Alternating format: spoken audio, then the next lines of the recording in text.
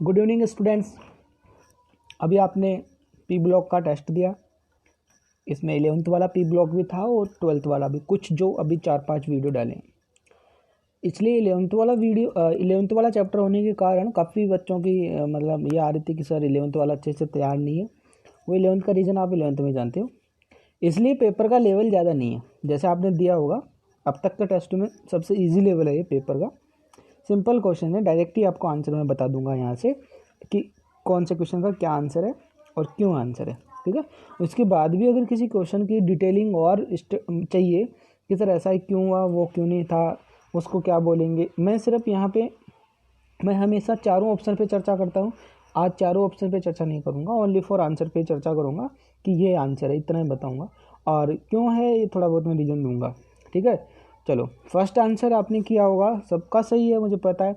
निम्न में से कौन सा ऑक्साइड सबसे अधिक अम्लीय है? क्योंकि आप जानते हो ये वर्ग 15 के ऑक्साइड है और वर्ग 15 के ऑक्साइड में ऊपर से नीचे जाने पर अम्लीय गुण घटता है। और पूछा है इसने अधिक अम्लीय, तो सबसे ऊपर वाला अधिक अम्लीय होगा। और सबसे ऊपर कौन होता है?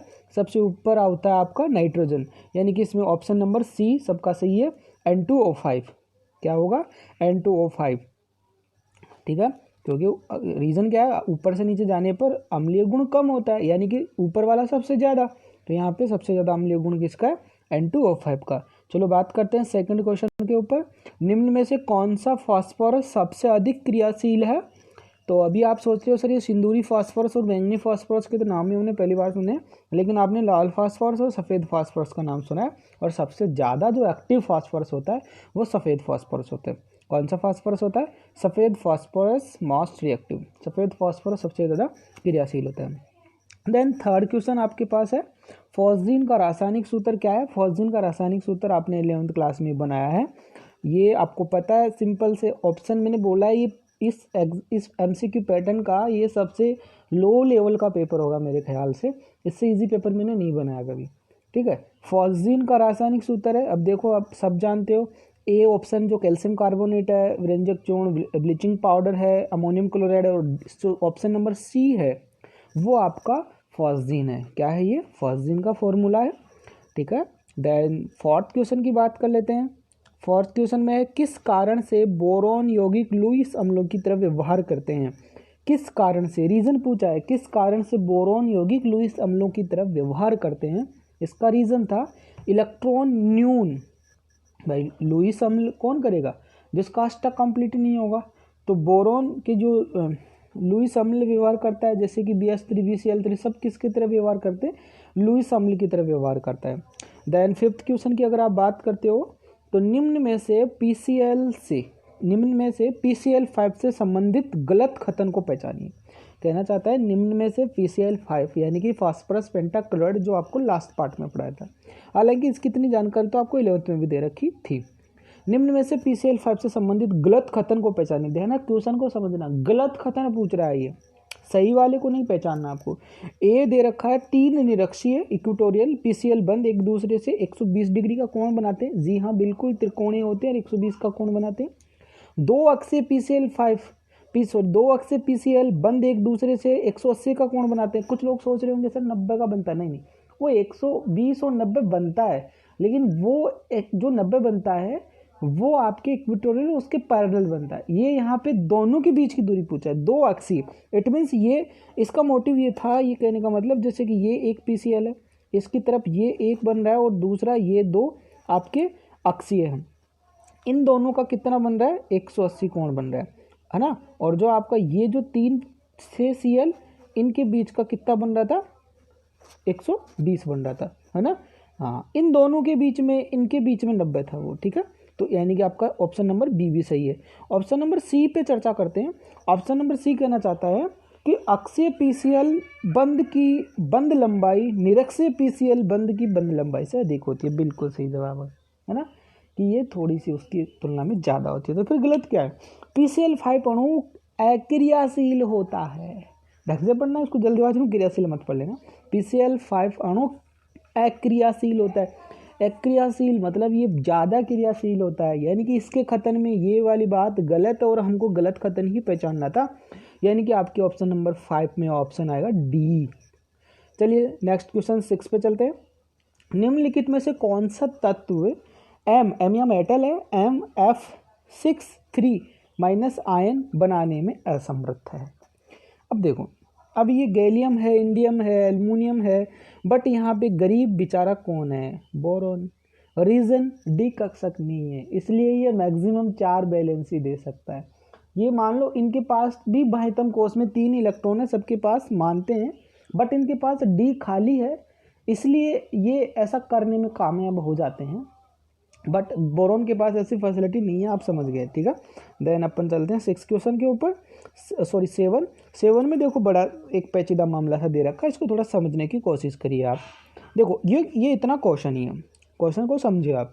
कॉलम ए के अंतर हेलोजन, देखो अंतर हेलोजन का मतलब होता है, जैसे आपको मैंने बताया था आपको वेस्पर थ्योरी में, अंतर हेलोजन का मतलब है हेलोजन जैसे कि क्लोरीन आयोडीन से क्रिया कर रहा है ना, ऐसे ही आपका IF से क्रिया कर रहा है, जैसे मैंने आपको कई एग्जांपल दे रखे हैं, IF7, IF5, ICl3, तो ये अंतर हेलोजन होते हैं, यानी कि हेलोजन अपने ही वर्ग में दूसरे हेलोजन से क्रिया करके कुछ यौगिक बनाते हैं।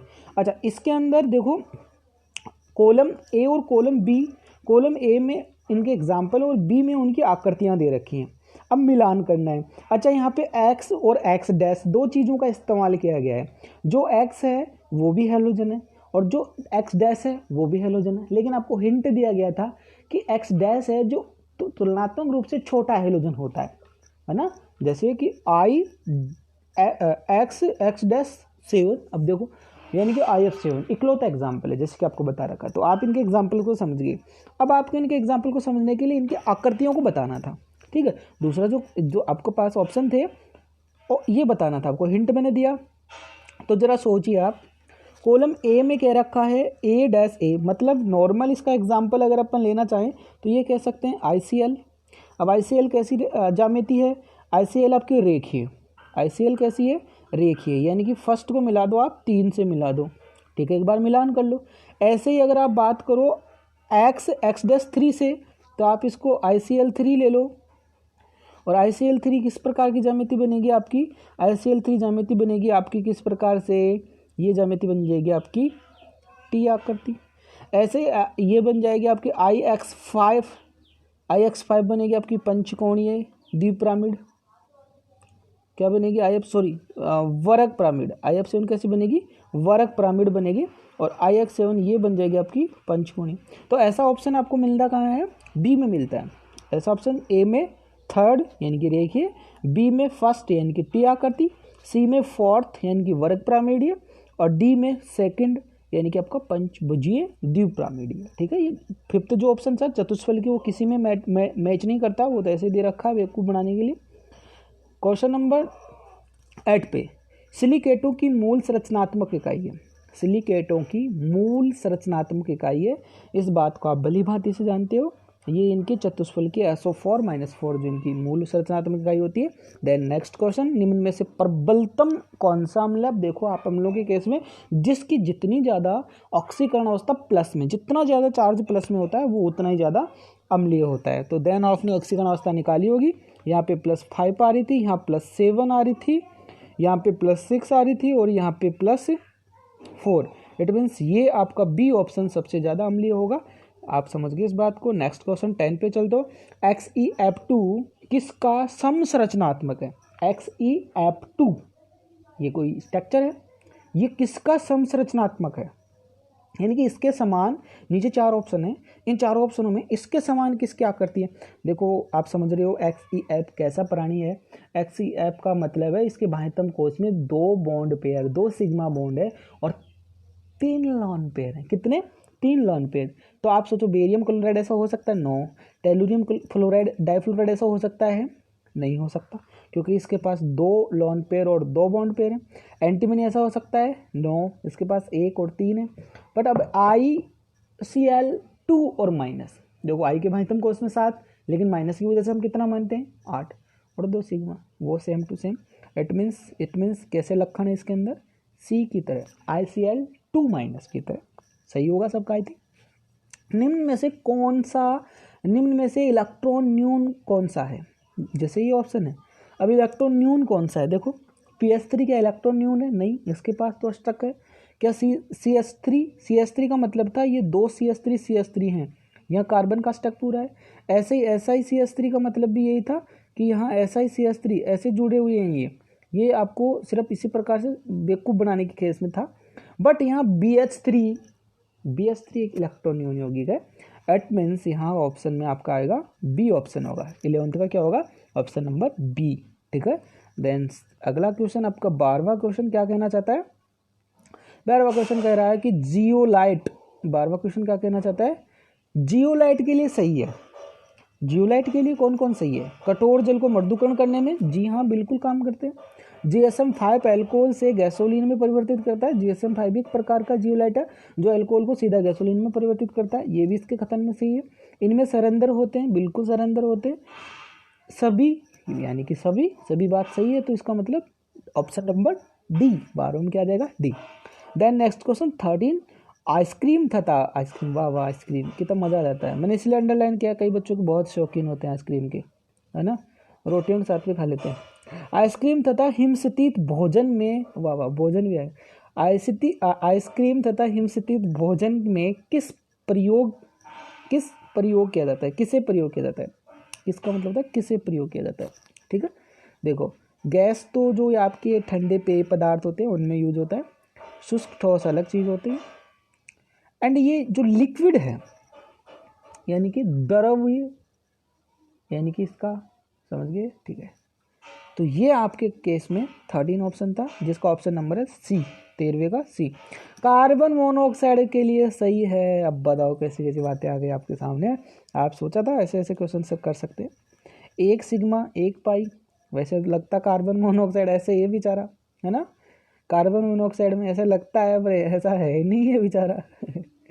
ठीक है। यहाँ एक और बॉन्ड होता है जिसको अपन काउंट कर लेते हैं यहाँ पे, यानी कि यहाँ पे पूछ रहा कार्बन के केस में सही है, कार्बन के केस में सही है भैया यहाँ पे ऑप्शन नंबर सी, 1 सिग्मा और 2 पाई, इसका सही जवाब होता है। जैसे कि आपने चैप्टर में पढ़ा है वहाँ पे बताया गया, इसलिए दाता परमाणु का काम करता है, ये सब आपको बता रखा है।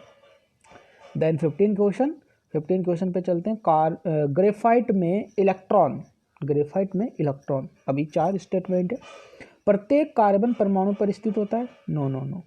ग्रेफाइट में इलेक्ट्रॉन प्रत्येक कार्बन पर स्थित होता है? नो। प्रत्येक तृतीय कार्बन परमाणु पर स्थित होता है? नो। परत में विस्थानीकृत होता है? बिल्कुल सही जवाब है, परत में विस्थानीकृत होता है, और राइट आंसर है इसका। ठीक है। देन एक रिएक्शन दे रखी है 16 में, PCl5 + H2। क्या क्या रिएक्शन है? PCl5 + H2, A और B बनता है, लेकिन आगे एक ही रिएक्शन H2O से फिर से करा रखी है और उससे बन रहा है H3PO4। तो पहचानना क्या था? उपयुक्त अभिक्रिया में केवल A को पहचानना था कि वो A क्या था। और जैसे कि आपने रिएक्शन करी होगी तो PCl5 किससे रिएक्शन करी होगी, तो यहाँ बना होगा आपका A POCl3 बनता है और B बनता है आपका 2HCl। और ये जो यहाँ पे POCl3 की अभिक्रिया कराते हो आप और 3 H2O के साथ कराओगे तो यहाँ पे 3HCl फिर से बन जाएंगे और ये बन जाएगा H3PO4। ये मैंने अभी पी ब्लॉक में कराई थी, यानी कि राइट ऑप्शन क्या था इसका? POCl3। इसके अंदर भी 16 में भी सी। अब बोलो सर बी और सी ज़्यादा दे रहे हो आप, ए का तो कहीं दर्शन ही नहीं कराया। नहीं होगा भाई साहब, ए का दर्शन किसी ने ए किया है वो गलत है। आगे देखो, अब क्वेश्चन नंबर 17 कहना चाहता है शुद्ध नाइट्रोजन प्राप्त होती है। अभी कल परसों एक पार्ट में कराया था कि शुद्ध नाइट्रोजन बेरियम एजाइड से प्राप्त होती है। किससे प्राप्त होती है?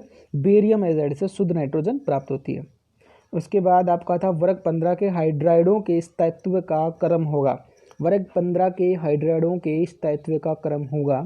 आपको पता है स्थायित्व का क्रम हाइड्राइडों के केस में जैसे जैसे आकार बढ़ता है, यानी कि ऊपर से नीचे जाते हैं, स्थायित्व कम होता है, यानी कि सबसे ऊपर कौन है? नाइट्रोजन। तो NH3 का सबसे ज़्यादा, फिर PH3, फिर आर्सेनिक का, फिर एंटीमोनिक वाला, फिर विस्मित वाला, यानी कि ऑप्शन नंबर बी 18वें में राइट आंसर है ऑप्शन नंबर बी। ऐसे कैसे नोट्स में मिलेगा आपको, बुक में नहीं मिलेगा। उसके बाद आपको क्वेश्चन नंबर 19 पे चलना है। क्वेश्चन नंबर 19 क्या कहना चाहता है? जब HNO3 धातुओं से अपचयित होता है तो भूरी गैस प्राप्त होती है। और आपको मैं बता दूं, ये कुछ बच्चे तो सोचते हैं सर हम किताब ला रखे हैं, हम क्या करें इस किताब का, कभी क्वेश्चन ही नहीं देते, इसलिए मैंने एक किताब का यह वैसे क्वेश्चन दे दिया। भूरी गैस ओनली फॉर NO2 होती है और इनमें से कोई NO2, कोई रंगीन है कोई कैसी है, कोई उदासीन है, लेकिन भूरी गैस आपकी NO2 ही होती है, जो आपने इसके केस में बना लेड नाइट्रेट से आपने बनाया था। और देन लास्ट क्वेश्चन, निम्न में से कौन सा ऑक्साइड उभयधर्मी है? निम्न में से कौन सा ऑक्साइड उभयधर्मी है? फिर आपके केस में ऑप्शन नंबर बन के आ गया सी। और SN2 यहाँ पे उभयधर्मी का काम में करता है इसके केस के अंदर, जैसे आपने पी ब्लॉक 11th क्लास में पढ़ा होगा। देन आई होप कि मैं ऐसे उम्मीद करता हूँ कि ये वाला टेस्ट आपका बड़ा अच्छा गया होगा। हालांकि कम तैयारी में भी अच्छा गया होगा, क्योंकि इस पेपर का लेवल बहुत ही मतलब अच्छा था, इतना भी कमज़ोर नहीं था, बट मेरे हिसाब से थोड़ा इसका लेवल थोड़ा सा ऐसे नॉर्मल ही था। जैसे अब तक आपने टेस्ट दिया उसके अकॉर्डिंग इसका थोड़ा सा लेवल नॉर्मल था। और अब अपन लेने वाले हैं बड़ा क्वेश्चन, बड़ा टेस्ट लेने वाले हैं, चैप्टर भी कुछ बढ़ाने वाले हैं, इसकी इन्फॉर्मेशन भी आपको जल्दी दी जाएगी इसके केस के साथ। चलो, थैंक यू सो मच, आपने देखा।